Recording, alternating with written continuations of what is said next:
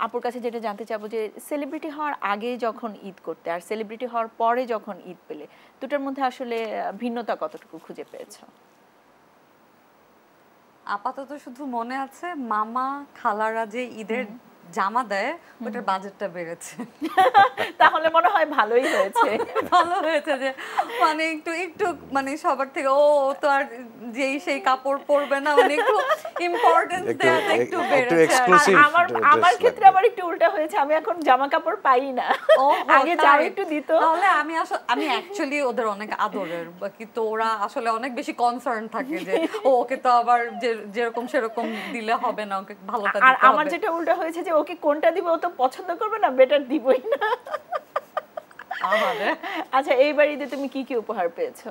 আমার এবার ঈদে আমার মা আমাকে টাকা দিয়ে দিয়েছে, পরে আমি ড্রেস কিনেছি। বাবা আর মামা আর হচ্ছে আমার ফার্স্ট কাজিন ভাইয়া, ওরা ওরা হচ্ছে দিয়েছে। আমার একটা ফ্রেন্ড আমাকে গিফট করেছে, আমার বিআই। তারপরে কি বলে আর কে দিল, মানে আমার অনেকগুলো, মানে হয় না ছোটবেলাতে জামা গুনতাম একদম লিটারালি, আমার এরকম হয় যে আমি 5টা জামা পাইছি বা 6টা জামা পাইছি।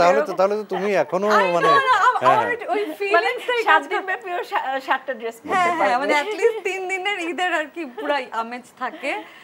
আর হচ্ছে কি বলে, এমনিতে তো টুকিটাকি বিভিন্ন কি বলে পেজ এখন যারা ব্র্যান্ডগুলো প্রমোট করে ওদেরও তো কিছু ঈদ গিফট থাকে, সো আমার আসলে হয়ে যায় আর কি কস্টিউম। আর এখন একটা নতুন তোমার মানে অ্যাড হবে, যেটা হচ্ছে যে তোমার নিউ এডিশন মেকআপ কিট পেতে কেমন লাগে? আমার খুব ভালো লাগে। প্লিজ আমাকে যাতে এই জামার বদলে যাতে মেকআপের এত এক্সপেন্সিভ, সো একদম মেকআপ দিলে বরং আমি একটু বেশি, এমনিতে আমাদের মেকআপ লাগে, সো সেটাই কিন্তু আমরা আলোচনা করছিলাম যে আমাদের আসলে যা টাকা ইনকাম করি ওই মেকআপ আর কস্টিউমেই কিন্তু সবকিছু চলে যায়।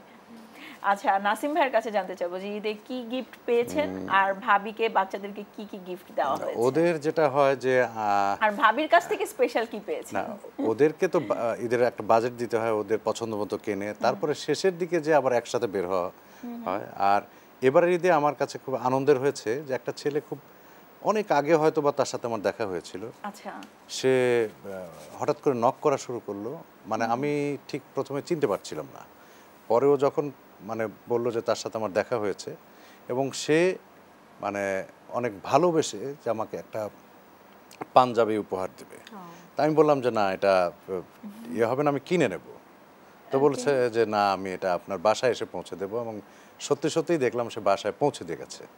এবং আমার কাছে এটা মনে হয়েছে যে বাহ, মানে একটা ভালোবাসার থেকে, এমনি তো পরিবার থেকে, আত্মীয় স্বজন, বন্ধুবান্ধব থেকে পাওয়া, আর একজন ছেলেটার নাম উসামা নিজাম চৌধুরী, তো সে এসে মানে বাসায় পৌঁছে দিয়ে গেছে। এটা আমার কাছে অনেক আনন্দের লেগেছে যে নিশ্চয়ই ওর ভালোবাসাটা মানে এমন জায়গায়, আমি সত্যিই আমি আর এটা আমার কাছে সবচেয়ে বেশি আনন্দিত হয়েছি যে ও কোনো রকমের সৌজন্যতার জন্য বা খুশি করার জন্য না, ভালোবাসার থেকে যে উপহারটা, আমার কাছে মনে হয় এর চেয়ে বড় উপহার আর কিছু হতে পারে না। এটাই কিন্তু পিওর ভালোবাসা, পিওর লাভ। একজন মানে আপনার তো ভক্তই বলা চলে ওনাকে, তো যে ভক্তদের এইরকম ভালোবাসা পেলে আসলে সত্যিই মনটা ভরে যায়, খুবই ভালো লাগে।